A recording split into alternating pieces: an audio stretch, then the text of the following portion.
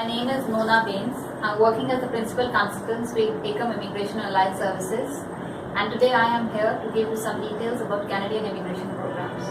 We all know the Canadian immigration program is called as the Express Entry Program, where you can go forward in three ways. Firstly, you can get an invite directly from the federal government through the point system, where we all know the points have not dropped below about 430 points, and this program has been going on for the last 2 years.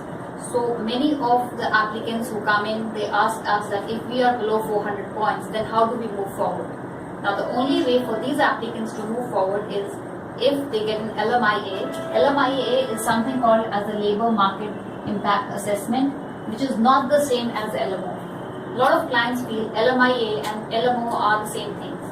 LMIA is basically an assessment where they tell you that yes, your kind of jobs are available in the country, and it is highly likely that when you come down to the country, you will have a job for you. Whereas LMO, which is Labour Market Opinion, is a job offer from a company where you can come and work with the company for a certain period of time. LMO does not lead to PR, whereas LMIA does lead to PR because it just gives you those 600 additional points in the pool of CRS, that is your comprehensive ranking system, and you move ahead with the PR program. But getting an LMIA is not easy.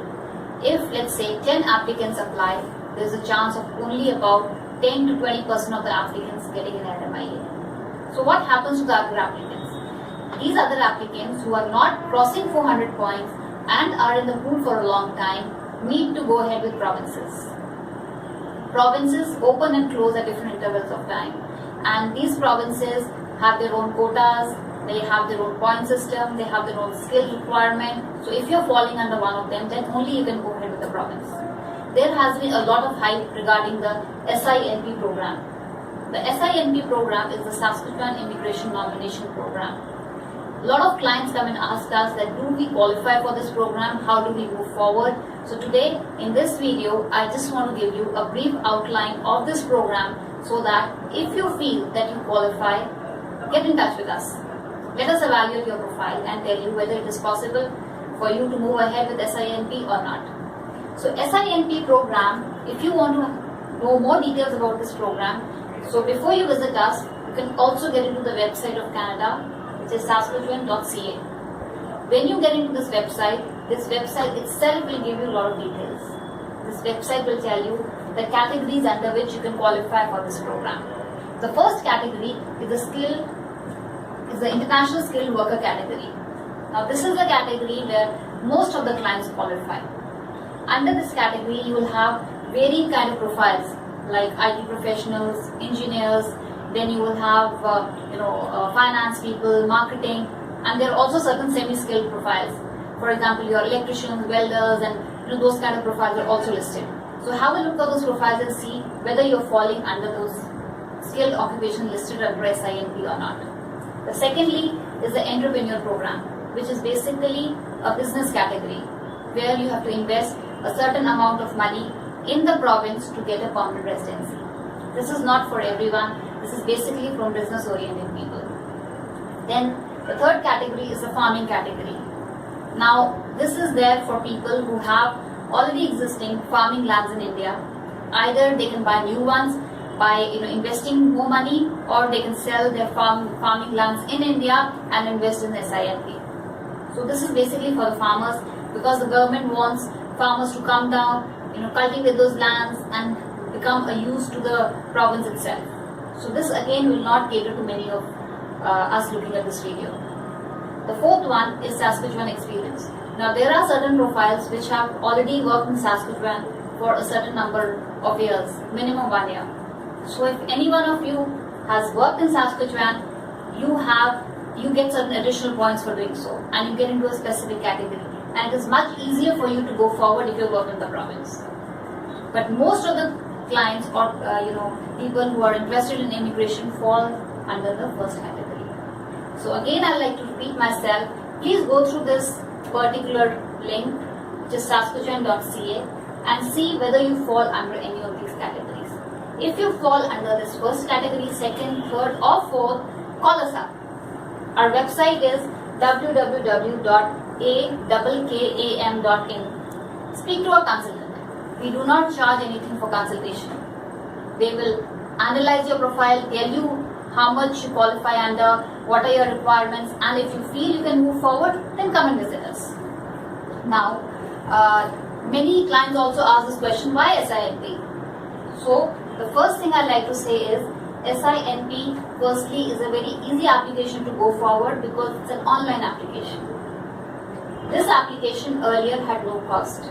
But yes, there are certain changes which have come into picture from April 2017-18. That is that there is a fee of $300 for every application file, and this fee was not there.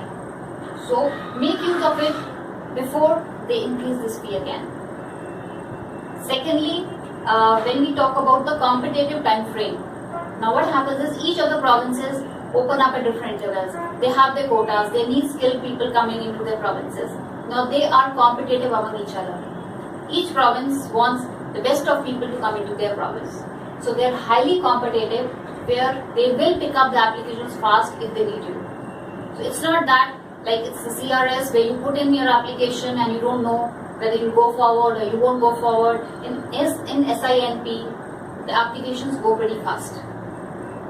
And then there is also assistance from the government. For example, let's say we file in your application for SINP and the government feels no, they need more details from you, or your application is a very promising application and they want to take it forward, then they would be giving you assistance to move forward.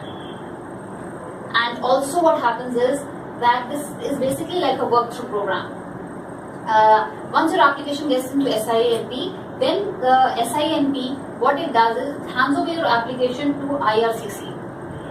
What IRCC does is, if they feel your application is good enough to move to SINP, they will not even want you to wait for your PR application. They will straight away give you a work permit. And this work permit is not only for you but for your family. You can come, work there, your kids can study, you have all the benefits of like what you are staying in Canada, you get the similar benefits, but yes, not the PR benefits, but all the benefits of a work permit. And in the meantime, you are there on a work permit, your PR application is processed. So the waiting time is also less because IRCC will give you a work permit and then later convert it into PR. Very less number of provinces are giving you this option. Now there is one question that is asked by many of our clients, what is the IELTS required? IELTS required for SINP is much lower than required for the open nomination, the CRS program, or many other provinces also. This is an online application, it is a PR application, it has lower IELTS requirements, it is an application which is online and specifically for international skilled workers. So friends, we need to use this program. It's opened up in April, and this program will open and close at different intervals on the quotas. Once the quotas finish, it will close down, again they will reopen. But it's online. So if we have your file ready with us, as soon as the quota opens, we can file for you within a span of 24 to 48 hours. So please get in touch with us. This is www.akkam.in, and you can even call us up or you can email us with your requirements and we'll take it from there.